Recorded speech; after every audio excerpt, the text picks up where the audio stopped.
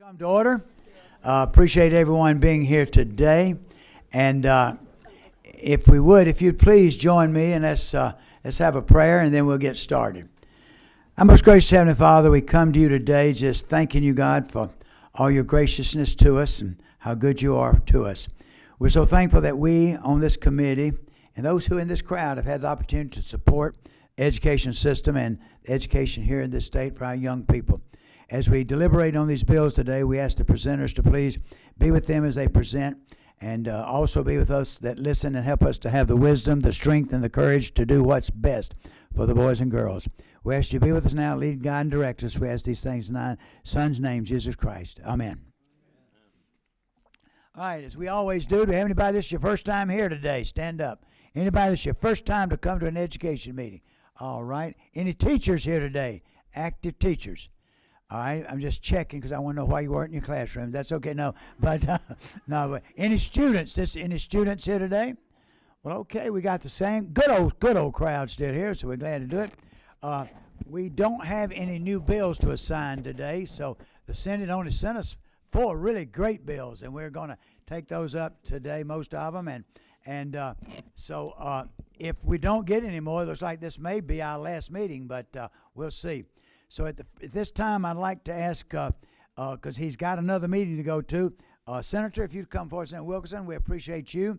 We'll be hearing Senate Bill 330, but first I'd like to ask the chair of that subcommittee, if he would please give us an update of what took place and what your recommendations are. Thank you, Mr. Chairman. We heard from Senator Wilkinson yesterday about 3:30, and he received a unanimous support from our subcommittee. Very good. So, Senator, the mic's yours, so if you'll go ahead and... Thank you, Mr. Chairman and members of the committee. I do bring to you Senate Bill 330 today, which deals with agriculture education. It codifies the 3 component parts of the agriculture education program that we have in our state: the classroom instruction, the supervised agricultural experience, and the career and technical student organization component, the FFA component. Also, it sets up pilot programs for agriculture education programs in grades 1 through 5. We believe that as we get further and further away from the farm, and most of us are several generations removed from the farm, it's important for our young people and our children to know at an early age where their food comes from and how it's produced. The bill would provide for a minimum of 6 pilot programs at no cost to the state. The local school systems would apply and they would bear the cost of the pilot programs. So at this time, if you'd like for me to, Mr. Chairman, I'll be glad to attempt to answer any questions. I was there, and I know the chair had a great hearing, and wasn't many questions there of everybody else. But anyone on the committee, we don't allow testimony in the full committee, but does anyone on the committee have a question? Yes. All right. What's your number? It's 17. All right. Thank you, Senator. I do have a question. With this program, are there any thoughts in seeing how to be able to integrate it into what's happening at some of our state farmers markets as well as with education? Well, when we think about agriculture, and I worked in agriculture education, as you know, all agriculture is applied science and applied mathematics. So we hope that we could give young people some of these experiences, maybe field trips to the farmers market, and maybe this would give them an incentive to get a little bit more excited about their science instruction and their math instruction. Thank you. Chairman Nix. Yes, sir, Mr. Chairman. Senator, is it not true that I really like this bill? I think I was probably one of the first people to talk to you about it. I think this whole idea of the fact, and you mentioned this in subcommittee, you did mention here, is so many kids have no idea where their food comes from. They think it all starts at the supermarket. And I think that this is that this is a great way, and hope that we will be able to expand that to a lot more than 6 schools, kind of to answer the Representative's question there, that this will be something that will get going, that will be able to be put into other schools as well. Thank you very much. Any other questions? All right, number 11, is that correct? Did you want to speak? Okay, that's just, all right. Anyone else have a question? If not, I am ready to entertain a motion. Number 18, do you have a question or a motion? Question? Yeah. Then I can motion. I was wondering where you were. I was missing you. All right. Well, I was asking for Leslie, so she told me to ask. First, I want to say thank you. When I read this bill, I got really excited. I got my intro into agriculture education last year, and I was just amazed. And they were telling us over 50,000 jobs they can't fill. So, but my question, I have DeKalb in Rockdale County. So will this bill not allow them to participate? Well, I'll tell you, if they're in Georgia, just as long as, you know, you don't get annexed to South Carolina, you ought to be in good shape. Okay, I just wanted to be sure because I saw the 6 existing regions. Okay, I want to see those farms in the cab now. we have a few farms in the cab. We got some goat Hey, and all those- that kind of stuff. We Tho- do. tho- We got tho- livestock. Those 6 existing regions just refer to the regions of the state. So it'd just be in your region. Good. All right. Any other questions? All right. 18, is that again? You just turned, all right. So, do I have a motion? I like that. I have a motion. Do I have a second? I have a second all over the place. All in favor, please indicate by saying aye. All opposed, like sign. Very good. Unanimous. And so, who's carrying it for you?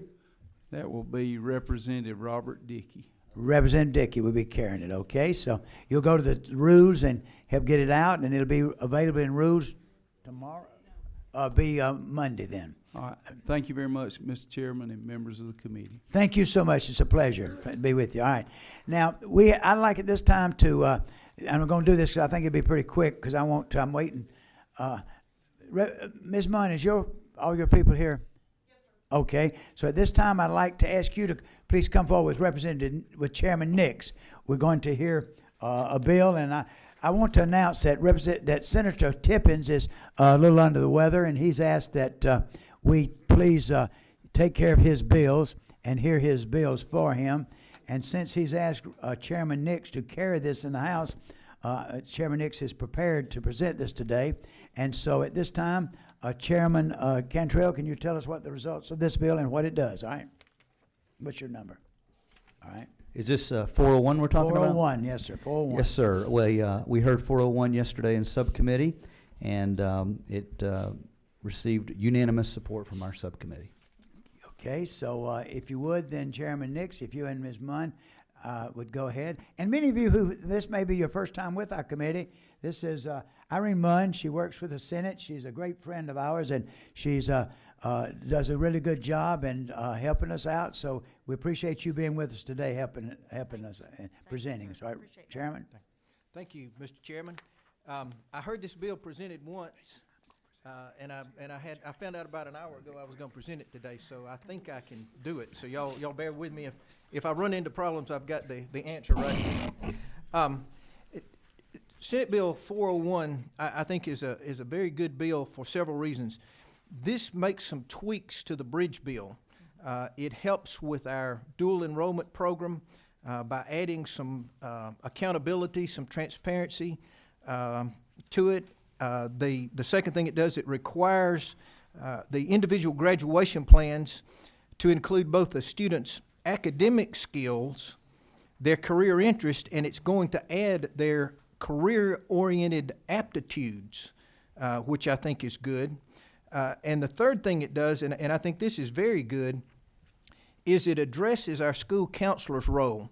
And it requires the DOE to essentially do a survey as to what their roles are. What is their workload? What is their program delivery? How do they do it? And then by the end of 2018 to come back with a report and maybe some recommendations on what we might be able to do for them. That's a quick summary of the bill.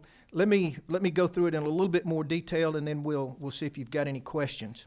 If you look at the bill itself, in Section 1, it begins to tell us a little bit about what's in current law. In current law, when a post-secondary institution wants to become part of the program, there's several things that they have to do, and these are things we put in there.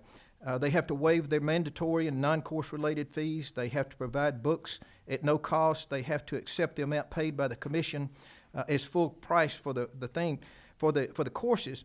But number 4 there, on line number 22, we're going to require them to provide information to the Office of Student Achievement. And this is to provide the transparency, the tracking, the effectiveness of the programs. We spend an awful lot of money on dual enrollment. We've gone up, I don't know what the numbers are now, but it's gone up very, very sharply, and we want more students in there. But we also want to make sure that it is accomplishing what we want it to accomplish. And the requirements here are such that it would be able to do that. They provide them the information so that this data goes to the Office of Student Achievement, and they can analyze it and make sure we're getting what we want. And then on page 2, it talks about what the Office of Student Achievement will do. They will take this, they will analyze the data. They will be able to come back and tell us whether or not they're getting the bang for the buck that we want to get. And they are also authorized to be able to promulgate rules and regulations to make sure that the program is running as we thought. As we said, I think this program probably grew faster than we really had anticipated.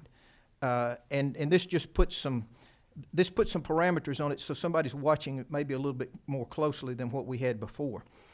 The second thing that we do here is, and I mentioned it earlier, we start looking at aptitudes, at both the students' career interest and their aptitudes that they have.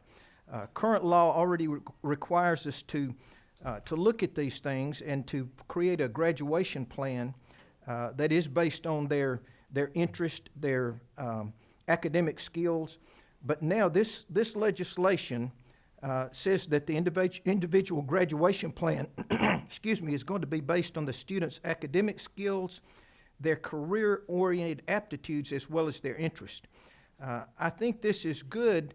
They may have interest in some things, and they may not understand the relation it has to what their aptitudes are. So this will provide them that opportunity, and the counselor would provide them with counseling to be able to incorporate that into their graduation plan. And then finally, the last part of the legislation begins on line number 78. And here again, we're going to talk about the school counselors. This is something that we have talked about a lot, and I have been an advocate for trying to make sure we get more career counseling for these students. We know that our counselors tend to do a lot more social work than they do career counseling. It's not necessarily their fault, but that has to be a higher priority. If you've got a child who may be suicidal, or you've got all these things that are going on that are absolutely necessary that they have to address. So what we want to do is we want to have DOE evaluate what they're doing, see what their day looks like, what are they doing, what's their workload, how they're doing things that they're doing, and then come back and give us some ideas as to what might be able to be done to help them to better provide these services that they need, especially in career counseling, which is something, like I said, I've talked about before. I know there's a pilot program, I believe, in Rockdale County that they're doing now that I think is going well. That may be something that we can look at. But basically what this does is just ask the DOE to do this study and come back and tell us what they're doing, where we need some help. And I know Senator Tippins, when he did this, said, it may be something that we're going to have to look at putting some more funds into to be able to bring some more people in, or to be able to get them to the point that they can do the things that we need them to do. The social work is extremely important. We know that we're talking about wraparound services, but also we can't let this career counseling thing take a second seat to that. We've got to get that up to the top if at all possible, and hopefully the information we get from this study would help us do that. That's my 5-minute analysis All right. after going over it for an hour, All right. Mr. Ms. Mr. Munn, would Chairman. you like to So- add I- anything to that? I think he did an excellent I job. think so too. Isn't it true, Chairman, that after carrying the bridge bill, you carried the pathway bill and everything, that you feel this is joining right in with what you've been doing? I think it is. I like what it's trying to do, and all three parts of it, I think, are very, very good to build on what we've already done. All right, there are 4 questions here, all right? First light that came on is number 20, Representative Casas. Thank you, Mr. Chairman. Representative Nix, I'm going to go back to that last part that you just mentioned on page 3, lines 78 through 88. Is there a reason why we need to codify this? Can't this be like a separate resolution where we mandate the Department of Education to produce this report? Since it has a date, I mean, it has a line that says the paragraph will be repealed, but I'm just wondering why, what was the thinking in putting that in the code? Well, Representative, I'm going to ask my assistant here to help me with that. You know, I think you're right. It probably could be a study committee or something like that, but since we are asking the executive branch to do something specific, I'd have to defer to Betsy to verify, you know, the difference between a legislative resolution versus an executive branch request to be done. And so that becomes codified, but you can see that it does, it's gonna be repealed. So Yeah. a year from now, we're gonna be striking that language out. But it definitely directs the executive branch to do some action that's very specific. I see. You know, but I wouldn't argue with your thought process. Okay, okay. May I ask our legislative counsel to comment, if you mind, Mr. Chair? No, please, please. No, I mean, the department could do this now if they wanted to. It would just require them to do it and to do it in a certain time frame. I see. Would a resolution have the same force of law? If it was a joint resolution that both houses passed, it would have the force of law, but it would, yeah, both houses would have passed the same resolution. I see. I guess an additional question. With that repeal language in the end, does that mean that in subsequent publications of the OCGA, would that paragraph disappear? It does, yeah. We do a review every year when we're in the publication process. So it'll go, if this bill passes, it'll go in this year's supplement, and then next year it'll come out. Okay. Well, That's what I thought, Mr. Chairman. You know, I just wanted them to explain. very good. Okay, number 23. Thank you, Mr. Chairman. Is it not true that certainly when we look at career exploration for our young people, we cannot adequately do it without looking at career aptitude? That's an essential part. I know that the lady knows of what she speaks. Well, perhaps so. Further question or comment? I applaud you for putting this last section in, because we did as many of you know and you were a part of it, we had a study committee looking at the role of the school counselor. And this was one of our primary concerns, is the caseload and what's going on. Yes, that's why when I saw it, I said this is something we need to do. So thank you. All right. Representative Stovall. Thank you for assisting with bringing this bill. And I just had 2 comments, Mr. Chairman. I did have one question and a comment. So on line 41, when we talk about the career-oriented aptitudes, is that something, I guess I'm trying to figure out, how would that be conducted? Is that something like through youth science or something like that that'll be utilized? Right. That's what I understand. Yeah, this very much is the part of the bridge bill that's been around for a while, where every student has to provide an individual graduation plan.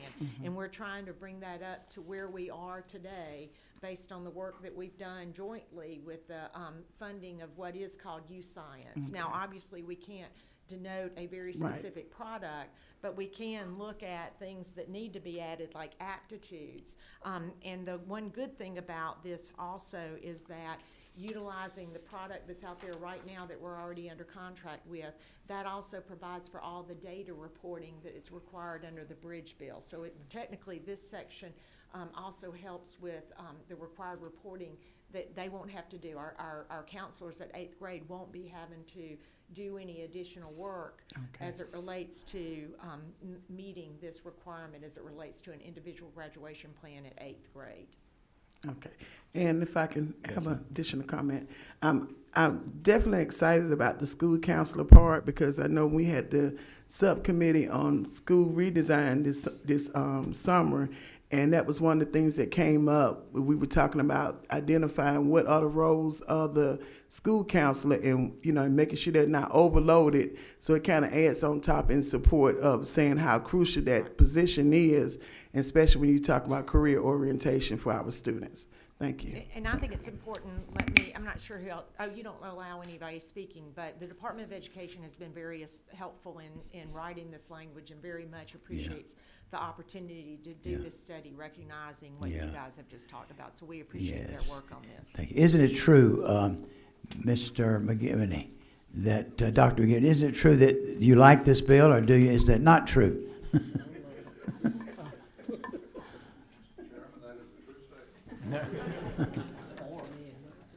You like the bill, you support the bill? Mr. Chairman, that's a true statement.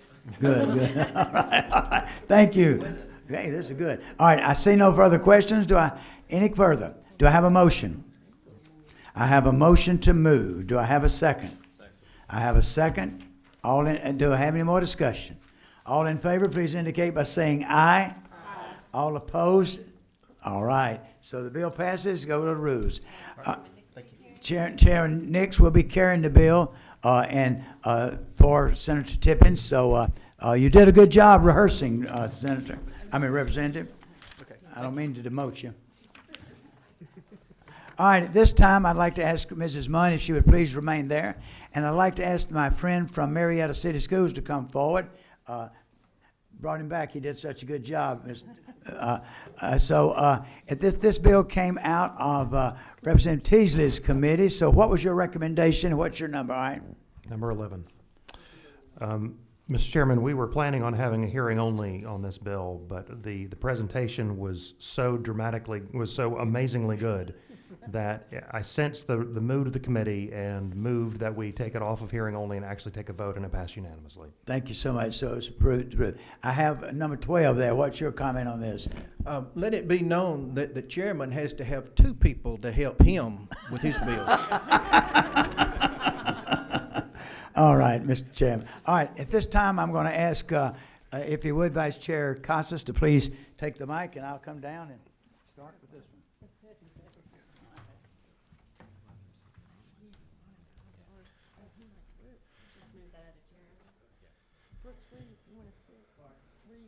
I'll sit between you, and I'll just bring this over. I want you to know, Mr. Chairman, that when you retire, you lose a lot of your eggs. So I gotta have somebody to keep me on target. All right. Okay. Thank you. Very good. So we are considering Senate Bill 362, LC number 337285S. And Mr. Chairman. Thank you, Mr. Chairman. I'd like to bring this bill again for Senator Tippins, who's under the weather today, and we presented it yesterday, and as Representative Teasley said, it was a very, very dramatic presentation they did. I wish we had the whole team here today. Yeah. They did a marvelous job presenting it. But what is happening, we're looking at this whole thing of testing, we're looking at formative, and we're looking at summative testing. And if we could, I told him yesterday, stop speaking in educational jargonese and talk to me in Duluthanese. So I want to tell you in Duluthanese what we're talking about. We're talking about formative testing that when you're teaching reading, a teacher's teaching reading, she may ask a child one or two questions, do a little test all along, every day, once a week or whatever, so she knows where that child is, whether she has to move that child, whether they need to go to another group, or what needs to be done. So we're looking at developing that type of test. Right now, in a lot of areas, we're doing just the summative. That's taking all the things they've learned all year, wait until the end of a certain period of time, the end of the year, end of a quarter, and then testing them. And that's not fair. So, and then as this gentleman so graciously said said yesterday, that many times it's already too late. You don't get that information back until the following year, and you can't do anything with it. So what we're asking by this bill is very simple. I'm going to just give you an overview and then ask Mrs. Munn if she and her, and if they would please talk about it a little more. But what we're talking about doing is simply allowing a pilot. We're simply asking maybe 5, 6, 7, 10 systems to go ahead and pilot some testing, flexibility in testing throughout the state so that we can then come back and look at these pilots, look at the results, and get the flexibility, working with us, the Department of Education, with the feds, and also asking for the flexibility to allow us to maybe either replace or improve or whatever we need to do to milestones. I want to emphasize right up front, as we said yesterday, this is not adding more tests, but we're looking at eliminating some testing, as teachers want, but get better tests that really get at what we're doing. So, Mr. Chairman, if I may, I would like to ask Mrs. Munn if she would, and if y'all would go ahead and take us through this then, all right? Okay. First, let me say that this has been very much a collaborative effort over the past year. The Lieutenant Governor, as well as Senator Tippins, has heard from a number of our school systems who are very concerned about what y'all know as Georgia Milestones, that then becomes that, as the Superintendent Woods says a lot, the autopsy that occurs at the end. And we've heard from I don't know that there's a single school system out there that doesn't say there's a better way of doing testing. And they are already doing the needed testing, whether it's called MAP or, and I'll let John speak directly to this a little bit more, but they are already doing a better job on a regular basis assessing what their children know that is much more helpful to them than that autopsy known as known as Georgia Milestones. But this has been a collaborative effort with the Department of Education, the State Board of Education. Mike Royal has been at all of our work group meetings. Superintendent Woods has already formed a task force also looking at assessments. And then the Governor's Office of Student Achievement has been at all of our meetings leading up to what this idea is that they're working on, but the legislative branch can be very supportive in passing this legislation if you choose to do that. The other thing, we've had a work group of 4 systems that have been very much collaborating: Gwinnett County, Fulton County, Putnam County, and then also Marietta City Schools, that John Floresta is here with Marietta, and he's been at all the meetings too. And again, I'll let him speak in just a few minutes, but if I can walk through the bill real quickly, and then I'll let John talk about if Marietta was chosen as one of these innovative pilots, what it would mean and why it would be important to them to participate in. Section 1 is our law right now that requires every single school system to do what you guys know as Georgia Milestones, and that we have these very specific testing grades 3 through 12. That's state law right now. So when you're looking at the underlying language that's on lines 47 to 50 and then 58 to 61, this is contemplating that the state board will oversee this pilot of up to 10 school systems that will be relieved from that state mandated testing, but they will come under the umbrella of what is Section 2 of this bill. So Section 2 is what lays out that beginning in this upcoming school year, so that the good news that the state board is already working to put together this idea of coming up with innovative assessments. That work is beginning now so that we really can begin this work in the 18-19 school year. But they will put out, if this bill passes, they will put out a really almost like I'm calling it RFP for any school systems that want to apply to be one of these innovative pilot systems. They can choose up to 10. That can include a consortium of systems. Putnam County, and I think you guys heard from Putnam County at the beginning of the year at your joint meeting, the things that they're trying to do in collaboration with the University of Georgia. They already have a consortium of 3 or 4 more rural districts that are looking at doing some different assessments. But that's why we thought about that idea of a consortium. So you could have up to 10, some of that being a consortium, so maybe more than 10 systems.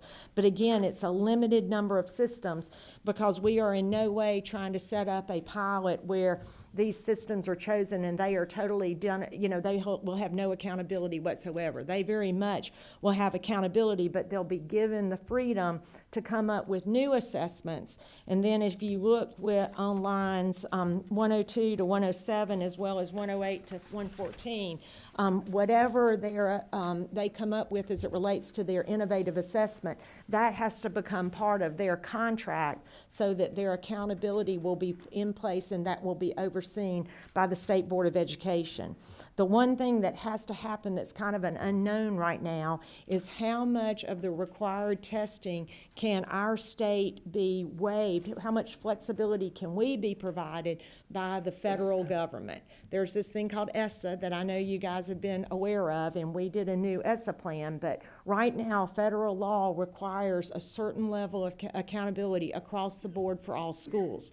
We hope that we will, by using lines 116 to 122, that we will go to the federal government and ask for an additional waiver or flexibility so that our schools, the innovative pilots, will not be double testing. Because of federal law, they will have to do certain levels of accountability, but we want to minimize that to the greatest extent possible. And we are already thinking about what is that ask. Is it you test for reading in 3rd grade, you test for math in 5th grade, and you test again in 8th grade that everybody else is taking, but is their innovative assessments that they're working on becomes their accountability. At the end of the day, though, federal law will always make us come up with a single accountability system at the end of this 3 to 5 year pilot period, and all of these school systems that are part of the pilot will be collaborating together to help form that single accountability system.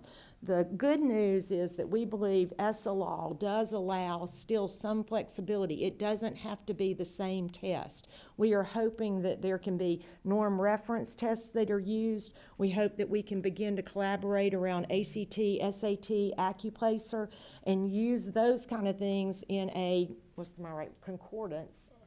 Comparability. I never use the right word. I know it starts with a C. Comparability, so that students can choose multiple types of testing, but it is all compared so that then we know as a state from an accountability model what that is. The other thing that we hope, and I know that we have a number of other entities that are very supportive of this, PAGE is one of those, the idea of this becoming a new CCRPI. A new way of measuring our schools. Right now, the Georgia Milestones accounts for about 80% of the CCRPI, and we are looking forward to the idea of getting assessments right and then having the ability to potentially redesigning what CCRPI looks like that may or may not look like K through 5, 6 through 8, 9 through 12. Because we know we've got a lot of different models out there, and the flexibility contracts that the General Assembly has given to 180 school systems is beginning to model out new and different things. And every student is different, and every student moves at their own pace. And so we hope that once we can get our assessments right, and every school system trusts that assessment as a good, valid tool for not only accountability, but more importantly, student growth and teacher oversight to help that student, then that's going to be a way for us to formalize a new CCRPI. Let me let John speak to what Marietta's doing and then kind of give you a better idea of how they would use that, and then we'll answer any questions you have, if that's okay. So my name is John Floresta. I work with Marietta City Schools. The good news about being in a school district where you've got a superintendent that people know his name is when things are bad, nobody knows my name. So that's a benefit. Representative Coleman spoke, I think, very well and better than I can to the spirit of the bill. Ms. Munn, you just spoke to the mechanics. I think what I can perhaps provide in terms of value for you would be to speak to how we would plan to actualize this bill inside of Marietta City and what it would mean for us. And I'll do that if I can by telling a bit of a story that actually was from this morning. I had the pleasure of being in our middle school this morning, speaking with our middle school principal, and I'm very glad to be having this conversation today because it's just perfectly apropos. Our middle school, Marietta Middle School, begins, as most schools and probably all schools in the state of Georgia, planning for a semester or for a year, obviously, some point before that semester begins, and they do that with lesson plans and something we call instructional frameworks, and essentially that just means how are they pacing out the year, right? You're familiar with the concept, certainly.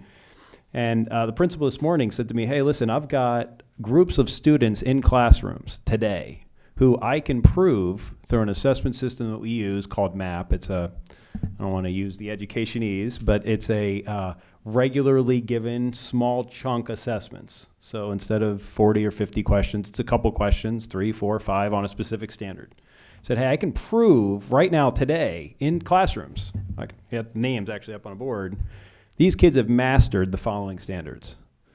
He said, but what am I supposed to do with them? Because we're not taking the milestone for 2, 3, 4, in this case, about 9 weeks from now. So we had that conversation around his incentive to keep the kids paced in this big group of 26 kids in a classroom versus this chunk of 10 and 12 and 15 kids who have proven mastery. And so really that's the reason we're at this table. The reason we're excited about this conversation is because the idea of a summative exam, which is the milestone, that's the once a year, here's your number. That's currently what we're driven towards currently. All our incentives, CCRPI, 80%, as Ms. Munn just said, is driven towards this idea of a once a year number. We want to be having conversations that allow teachers to make instructional decisions today and tomorrow. And we can't do both. Representative Coleman said this idea of double testing and not more testing. In fact, it's less, it's just the right testing. It's testing that is meaningful for teachers. It's meaningful ultimately for kids, so that kids are able to move as they're able to demonstrate mastery of standards. And so that we're able to make instructional decisions live as students are learning, as opposed to waiting for that autopsy at the end of the year. And so, again, I could get into mechanics. I'm happy to answer as many questions as you might like, but we've been very happy to be part of the work group and part of the conversation, as we believe that the closer we can get assessment to the teacher and ultimately the student, the better. And we believe this bill does that. Mr. Chairman, any last Okay, words? Mr. Chairman, that's the presentation of the bill. We've walked you through the mechanics, the spirit of the bill, how it's working in some schools, and we'll be glad to take any questions now about the bill. Very good. Any questions from members of the committee? Representative Stovall. All right, thank you. I have 2 questions. One is for the pilot program with school systems like in Henry County that are using the personalized learning. Would this also help them with that assessment? Because I know there's always been a challenge when they looked at the CCRPI and how to merge in the way that the kids are actually learning through personalized learning. That's a little bit different than the other traditional schools we're using. Right. Well, we hope that the state board will select the best systems that are prepared to do the innovative assessment pilot. Remember, we're not providing any money for this, and so far I haven't had a system that said they didn't want to do it because they desperately want to do things differently as it relates to those assessments. So to speak directly to whether or not it would be Henry County, it'll be up to them if they want to make application, and I hope a lot of people do, because then the state board will be able to really have, you know, a large number of systems to choose from as it relates to who they select to do the pilot. At the end of the day, though, we hope that 180 school systems within, 5-6 years this will begin the foundation for what we'll transition to for all 180 school systems. And if I could just pipe in, I'm at least casually familiar with the personalized initiative in Henry County. I know Superintendent there fairly well. I think this bill would be an opportunity for exactly, I think, the spirit of your question, which is if through that initiative or frankly any other means, students or teachers are able to determine what students know, would this be a mechanism for them to align their instruction to that? If they were one of the 10, the answer would be yes. Okay. And I want to assure you that there is a very, very innovative grant out there. That's a $5 million grant that they can apply for if enough people contribute, which I know they have, because $2 million have already been contributed. So get your people to contribute, and there's plenty of money there for these innovative programs. Next question. All right. And for the record, I represent Clayton County, not Henry, but I know I'm familiar with what they were doing at Henry. But the next question I had is, with the recommendations that have come out of the pilot program, how would that fit into, now that we have the ESSA plan that's been submitted, and if there are any changes, say for instance, after we do all of this pilot, and we kind of come up with the right type of assessments, notice I put an S on there, how would that play into submitting it back to the federal government for approval? You know, I think maybe Dr. McGibbon needs to answer that question for me, because I don't want to presume to get that right. It's a very good question. As I understand it, with ESSA and United States Department of Education, you have to have a single statewide accountability measure. If we change the single statewide accountability measure from milestones to something else, it's really not much more than informing the United States Department of Education that this is now our single statewide accountability measure, because we still have the requirement of USED, which is to have the single statewide accountability measure. Now, if we deviated from that and say we want to have 3 statewide accountability measures, then that would be an amendment to the ESSA plan, and that would have to go through the rigorous review by the United States Department of Education, because that would be moving away from the requirement of a single statewide accountability measure. So, being that that's the case, what is the thought pattern on, after you all kind of receive all the different assessment from the pilot, what would be the next step as far as making sure that you don't have to go through that whole rigor? So what would be the next step after that? Well, and going through the rigor, I mean, I think we would be willing to do that if it's going to shift the purpose of assessment from the summative end of the year evaluation that has only the purpose of accountability. It doesn't really inform or drive instruction. And frankly, that was the purpose of the summative assessment. It never really was intended for driving and informing assessment. It was to meet the requirement of accountability. So we would gladly go back to USED and say we now have a different accountability measure that includes and takes into effect and has operationalized the formative component, which actually helps students and helps teachers help students. That would be something we'd be glad to take to USED. Representative Hilton. Thank you, Mr. Chairman. I appreciate the author. I mean, this is I hear this from teachers all the time. So, I mean, changing our testing makes all the sense in the world. Just 2 quick questions. Number one, and informative and summative are still kind of new concepts to me. It seems, though, almost kind of like how I studied back in the day, where you'd study real hard the night before, you'd get tested on it, and maybe you mastered it at that point in time, but you never really retained the knowledge when you were tested later. Are there concerns around that maybe students, yes, they mastered at the time, but are they really retaining what they've learned by moving to this kind of new format of testing? What do you see? Yeah, there's a lot that I think could be said from a teacher's point of view, almost ideological. I'll answer it mechanically, though, to say right now the accountability system answers that by giving us a number. Right now we take a once-a-year milestone test that produces a number that allegedly, quote-unquote, determines what a kid knows about a subject. And so while I would probably stump on the other side of that argument, I would say that is the system we currently live in.